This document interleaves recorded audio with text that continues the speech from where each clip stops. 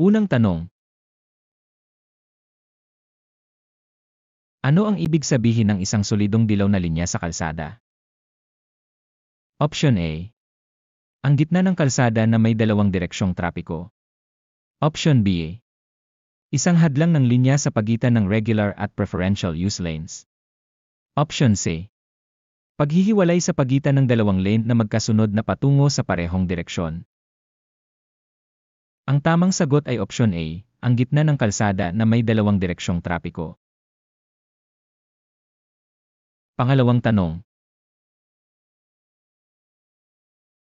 Ano ang ibig sabihin ng isang solidong dilaw na linya sa iyong bahagi ng kalsada? Option A. Pinapayagan ang pag-overtake. Option B. Hindi pinapayagan ang pag-overtake. Option C. Pinapayagan ang pag-overtake sa ilang mga pagkakataon. Ang tamang sagot ay Option B, hindi pinapayagan ang pag-overtake. Ang solidong dilaw na linya sa iyong bahagi ng kalsada ay nangangahulugang hindi pinapayagan ang pag-overtake.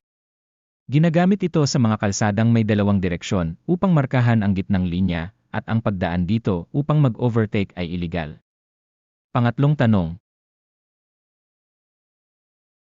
Ano ang ibig sabihin ng isang putol-putol na dilaw na linya? Option A. Isang hadlang ng linya sa pagitan ng regular at preferential use lanes. Option B. Ang gitna ng kalsada na may dalawang direksyong trapiko. Option C. Maaari kang mag-overtake kung ang putol-putol na linya ay nasa tabi ng iyong driving lane. Ang tamang sagot ay Option C. Maaari kang mag-overtake kung ang putol-putol na linya ay nasa tabi ng iyong driving lane.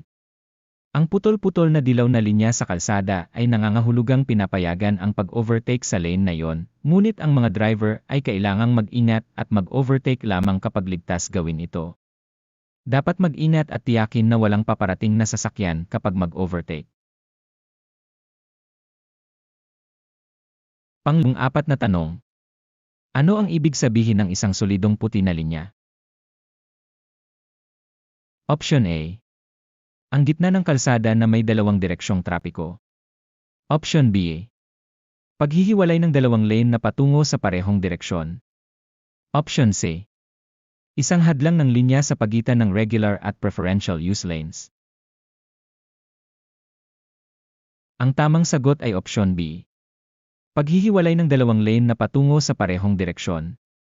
Ang isang solidong puti na linya ay nagmamarka ng mga lane ng trapiko na magkasunod na patungo sa parehong direksyon. Ang mga driver ay dapat manatili sa kanilang lane at hindi dapat tumawid sa solidong puti na linya maliban na lamang kung kinakailangan para maiwasan ang isang sagabal sa kalsada. Pang-5 tanong. Ano ang ibig sabihin ng isang putol-putol na puti na linya sa kalsada? Option A. Pinapayagan ang pag-overtake.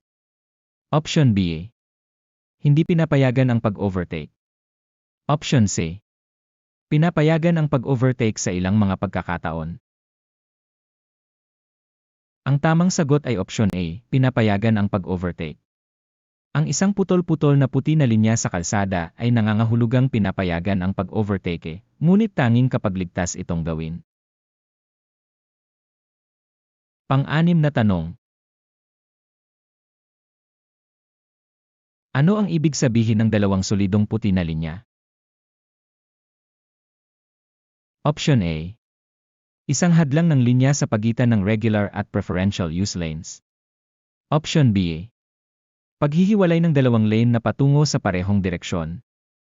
Option C. Isang lane para lamang sa mga emergency na sasakyan. Ang tamang sagot ay Option A.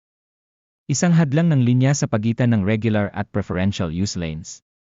Ang dalawang solidong puti na linya ay nagmamarka ng isang hadlang sa pagitan ng regular at preferential use lane, tulad ng carpool o HOV lane. Pang-7 tanong. Ano ang ibig sabihin ng dalawang solidong dilaw na linya sa kalsada? Option A. Pinapayagan ang pag-overtake sa parehong gilid ng kalsada. Option B. Pinapayagan ang pag-overtake sa isang gilid lamang ng kalsada. Option C. Hindi pinapayagan ang pag-overtake sa alinmang gilid ng kalsada. Ang tamang sagot ay option C. Hindi pinapayagan ang pag-overtake sa alinmang gilid ng kalsada. Ang dalawang dilaw na linya sa kalsada ay ginagamit upang markahan ang gitnang linya ng mga kalsadang may dalawang direksyon kung saan hindi ligtas mag-overtake. Pang-8 tanong.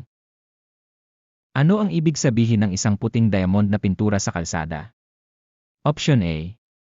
High Occupancy Vehicle, HOV, lane. Option B. Pedestrian crossing. Option C. Bike lane. Ang tamang sagot ay option A. High Occupancy Vehicle, HOV, lane. Ang puting diamond na pintura sa kalsada ay nangangahulugang ang lane ay nakalaan para sa mga sasakyan na may maraming saksi, tulad ng mga bus o kotse na may maraming pasahero. Pang-9 na tanong. Sa isang multi-lane na kalsada na may mga lane na pinaghihiwalay ng solidong puti na linya. Option A. Pinapayagan ang pag-overtake. Option B. Hindi pinapayagan ang pag-overtake. Option C. Pinapayagan ang pag-overtake sa ilang mga pagkakataon.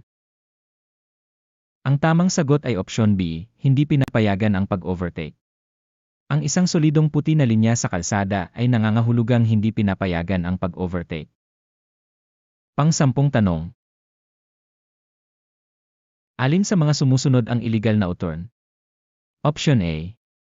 Sa isang highway na may paghihiwalay kung saan may pinalitang daanan para sa pagliko. Option B.